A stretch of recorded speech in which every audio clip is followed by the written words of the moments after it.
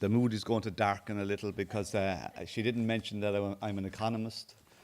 So it's going to get a little more somber in terms of what I want to talk about as we go through it. But I want to give you some context because this is different territory for me in a number of different ways on the hospitality side especially, and on the architecture side and so on. But I've been more or less for the last 30 years working to do with older people in a variety of different ways.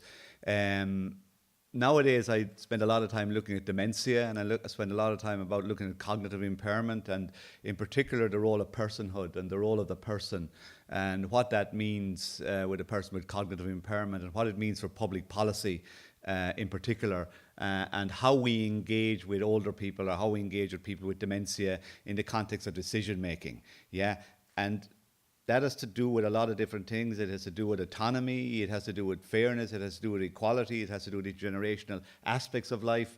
It has to do about, you know, a deep understanding of indeed the nature of self and the nature of identity and the nature of the person, of what is a person. So all of that will be interwoven badly, I'd say, given that it's only 15, 20 minutes. But I'll just try to hit a few things that interest me in the context of the discussion on this issue.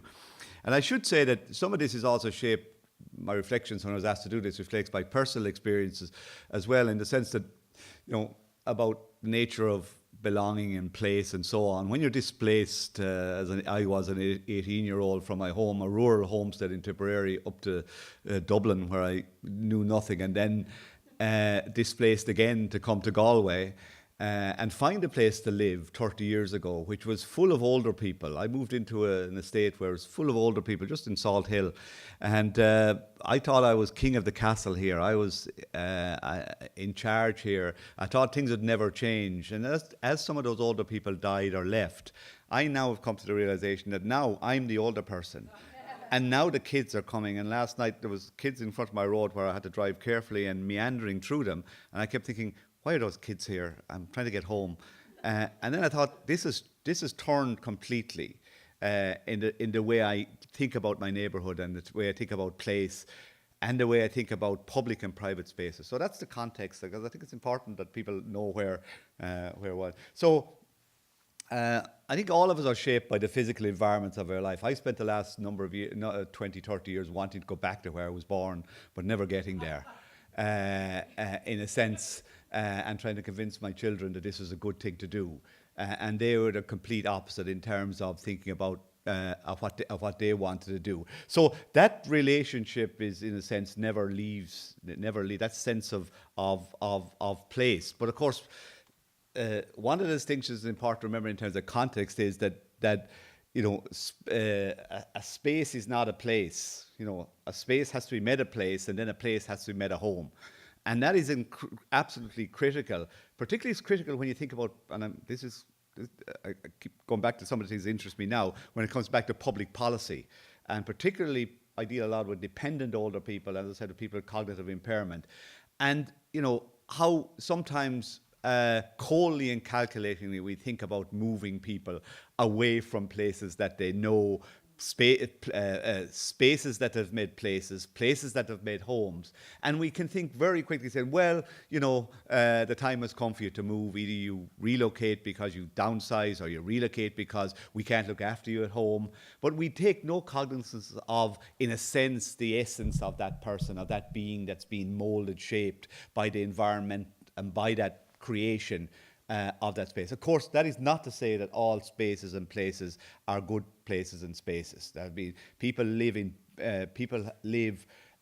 in bad places and have failed to create homes, not sometimes because of their own fault, but because of income, because they simply can't afford it, because they're simply never given the luxury of being able to make choices that made their lives better. So I'm not in a sense thinking that all our spaces and places and homes are utopias, and certainly they're not. But this is some of the context, and particularly one thing that I come back to is the sort of private and public spaces, and particularly in the context of, and Gemma did certainly when she was working with us teach me something about intergenerational dimensions here in terms of the importance of that those intergenerational contexts and the importance of those for, in a sense, both life course and the understanding of life course and the understanding of public policy, and the importance of these kind of intergenerational contacts, of these intergenerational supports. Because even though we have reciprocity in the form of public pensions and so on, and going back to Niall's talk earlier about values, sometimes we don't even recognise that this is a value. You know, we have contracted to provide pensions and provide supports that we pay when we work in order to support people that we don't know to live better lives. But I think we need to articulate that in a broader, not just in regard to pensions, and I would say healthcare as well, and long-term care, but in the context of what we owe each other. And not just within families, but across families and within communities. But we don't sometimes get the chance because we don't meet. And this is why the context of public and private spaces really matter, and the notion of parks and shared spaces that are safe and secure, but are open and welcoming and diverse. And diverse, I don't mean just diverse intergenerationally, diverse, and this is very difficult, sometimes because of the way we've organised our housing, but diverse in terms of life experiences, including social class experiences through life. So, again, all of this, I'm not going to go through all of this, but I just, because I'm not doing this all the time, and though I've written a little bit on this way back, I just went back to look at some of these issues about place and the importance of place. But I think one of the things that because I sometimes think it strikes me sometimes about when we think of places and spaces, and I had the luxury of driving past my old house in Tipperary for a number of years, and I was struck by how much I'd forgotten and how much I'd made up about the area I lived in, and how much even in the house I lived in, looking at it from a distance and saying, I thought that was slightly to the left or slightly to the right. And in a sense, all of our experiences have been mediated by our own subsequent experiences and by our memory, and how difficult it is to remember. So there's been reconfiguration going on, and it has been, in a sense, all our lives has been focused on, as I said, the changes we make, how good we are at managing change, and how good we're adapting, in a sense, in a continuous way to the changes that are sometimes forced upon us. We have to move physically, but even if you stay in the places I am in now, my life is changing continuously. I don't have the same number of people in the household, and I have totally different neighbours. So I've got to adapt and readapt and reimagine what community means in that context. The community for me that I referenced earlier 30 years ago is a totally different community to me now. So I think it's that constant sort of evolution and evolving, but it's not always easy. And I think one of the things about the context, again, that sense of what it is in terms of hospitality, the creation of a home, but that creation of a home and that creation of that safety and security, and it does need public policy to support it. It does need adequate resources. It does need support for families and for difficulties that we all have in our life. It does need to be a life course focus as well. So, the creation of some of the things that we, that sense of permanence, that sense of ownership, that's not there for some people. And when it's not there, it cuts. It just snaps that experience of home, and it's a very different experience for some people more than others. And I think that's the point I want to sort of emphasize, that public policy can change things, and I think it goes back to the contextualization of what we want from our housing, what we want from our local authorities, what we want from, in a sense, communities and community building, and what we want for the true meaning of a sort of an integrative society. Because sometimes, people talk about integration, they talk about, migrants coming into communities, and that's really important. But it's also important that we remember generational issues, gender issues, and issues to do with money and income, and making sure that everything is visible to us and that some people are not excluded. And public policy has a major role to play in that. Relocation is part of our life. As I said, it can be physical or not. It's easy for some and not for others. Quite clearly, if you go back to a place you've been, there's a loss of physical cues, and certainly autonomy can be compromised. And it can be incredibly so if you move from a home of 30, 40 years and moved into long-stay care to a place you've never been before. And any of you who had the experiences I've had from not just professionally being in nursing homes and so for the last 30 years of my life, but having one of your parents, in a nursing home and having that person ache for home and know that you couldn't do anything about it. It's one of the most disquieting feelings that one can have in terms of that sort of understanding of home and what it is, and having to tell somebody, but you're at home here now, Mum. But and your mum knowing quite clearly, I'm not at home. So you have this really difficult issues to do it. But one can help people think about this proactively rather than reactively, and that's a challenge and about how to change the way we look at different things. But also, I go back to, we have to change, sort of, as I say in a while, public policy issues. The process of agency is really important, and how much control we have over an environment. And that's one of the things I refer back to my introduction again, about the autonomy and the person and the role of older people, not just being visible physically, but being visible in public policy making and decision making. It's just wonderful to see some of the pictures earlier about people being there thinking about and talking about space and talking about, and people engaged in dance and so on. But we need this to be universal, and we need this to include vulnerable people within community, including people with dementia, respecting their personhood, respecting their view, even in the face of cognitive impairment, and taking the time to elicit that, even if that time takes more than an hour, more than a week, more than a month, more than 6 months. It's a slow process, but they deserve that engagement in the decision making with respect to their environment, and that in-person environment fit is critical. So just a little point about public spaces again. I think this is really critical in terms of the relation between older people and the public. If you're invisible, you're invisible. If you're not seen, you're not seen. It's just physically. And I think really it's difficult in our environment to always be seen, because it's sometimes cold and unwelcome on the outside. But it's really important that older people are seen as vibrant, open, and engaged members of community, because that's a way to have engagement. There is, of course, diversity of age. I mean, I'm officially old now for a good while, actually, but I haven't admitted it to anybody. Of course, if now, because people say, well, if you're 50, the longitudinal study on aging is 50 plus. But of course, we know people who are in their 80s and 90s who are making valuable contributions. So there's a 30, 40-year split.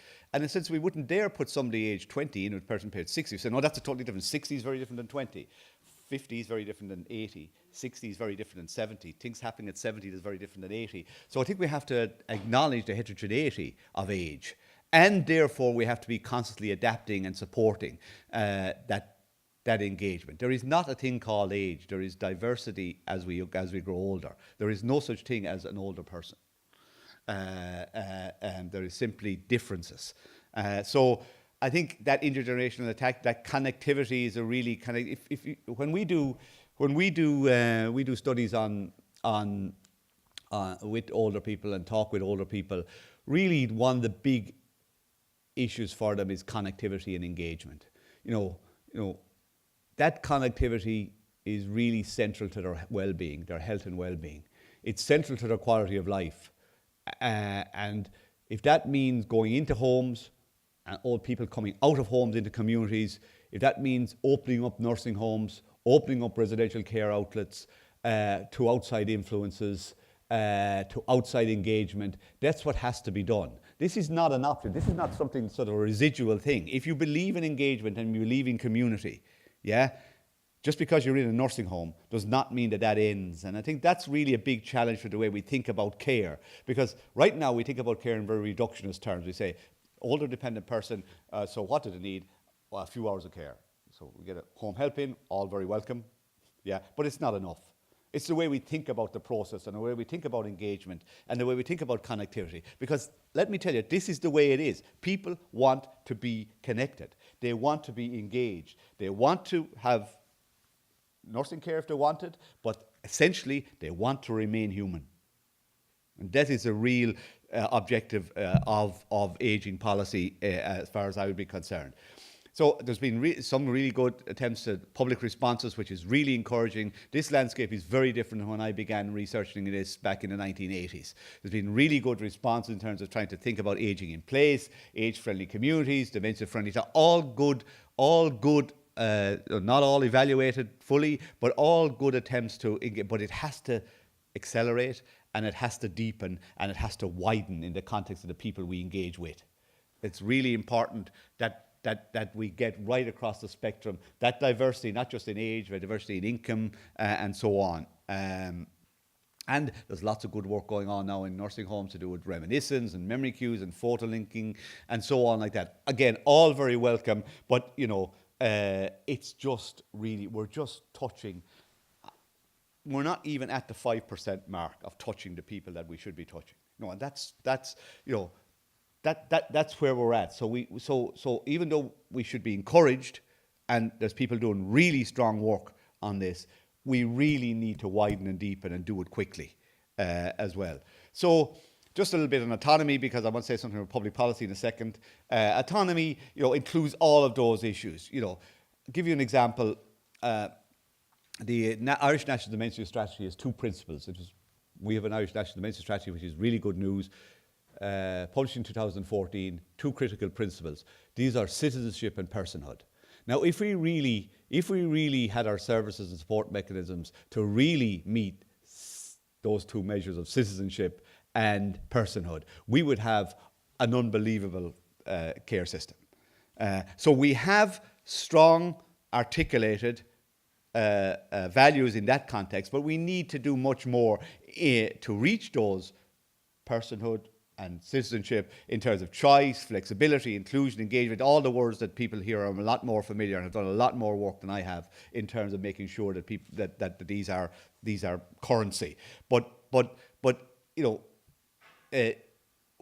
we need to explain to policymakers and to practitioners what the practical dimensions of citizenship are for older people. What are the practical dimensions of personhood? And I just go back to Kitwood's 1997 definition of personhood with respect to people with dementia. It defines personhood as a standing or status that is bestowed upon one human being by others.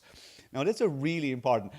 You bestow by others. So if you take about a human interaction in a nursing home with a person with dementia, or in a community, or in a shop, or in a bank, or out in a park as you walk, what is that human interaction that defines that you are bestowing personhood on both you and the person you meet?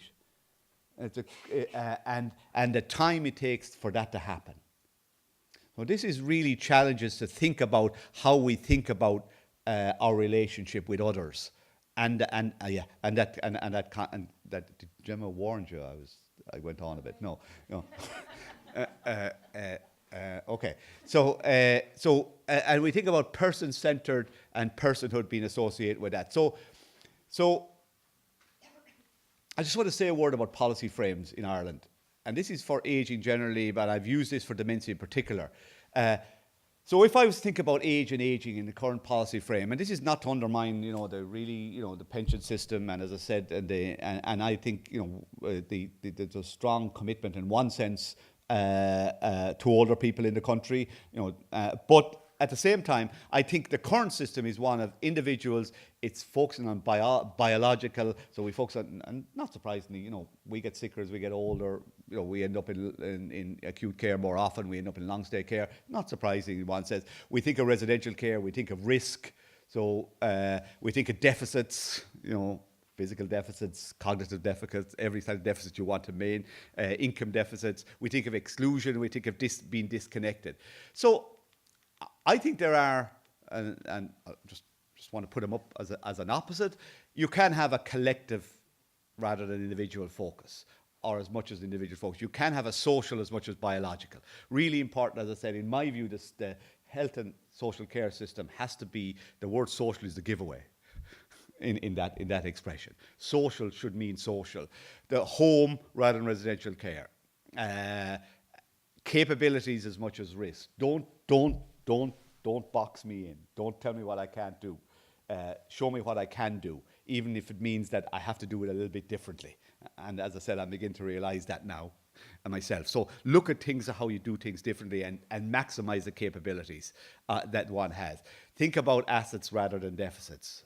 Think about the relationship we want having older people in neighbourhoods, and how much of an asset that is, and how much of an explanation by simply physically recognizing older people around the place. It almost is a bookend, without even people saying something about me talking about wisdom and knowledge and the importance of tradition and narrative and stories. But just that bookend. When I see when I said yesterday evening, I saw young kids, 5 or 6, playing on the road, and that's one end. I need another end to make sense of my life. I'm somewhere in between. So really that sense of a genuine life course, inclusion and being connected. So so the conclusion is just ridiculous, really, to have the title called conclusion. There's no conclusion, yeah. But the last slide should always be conclusion, in case you think I wasn't really focused on this.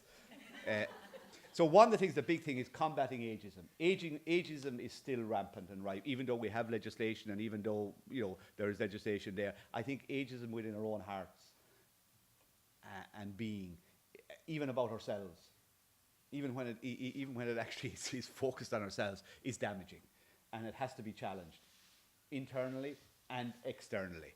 I think autonomy and choice in older age is a critical dimension. We have to listen. We have to give responsibility to people to make decisions. We have to ask people what they want instead of giving them what we think they want. We have to engage directly, even when it takes time. Belonging is critical. That creating and maintaining, and that belonging has to be created in spaces that are not terribly welcoming at the moment. Always, in acute hospitals, in long-stay care units, in daycares. Daycare units. How do we create that belonging in and to have that visibility, not only, as I said, physical visibility, but visibility in public decision making and community decision making. I think there's adaptability and diversity in older age. That diversity, as I said, beware. Do not think of older age as being a homogeneous thing. It's heterogeneity squared, yeah, exponentially. Yeah, it's really different, so we have to think about it differently and look at it differently. Personhood is really the essence of the relationship and the essence of the notion of that individual identity, that self that is still there, even though you have to look for it. For example, with people with cognitive impairment, that you have to search for it. It's still there somewhere, and we have to reflect that to make sense of what all public policy should be about. And in terms of the context, other people here know a lot more about inclusive design, but about within homes and smart technologies. But I think I really would, if there's people here wanting to do really good work, get into nursing homes, get into acute care facilities, get into where people who are dependent are, and really change that system. Okay, thanks very much.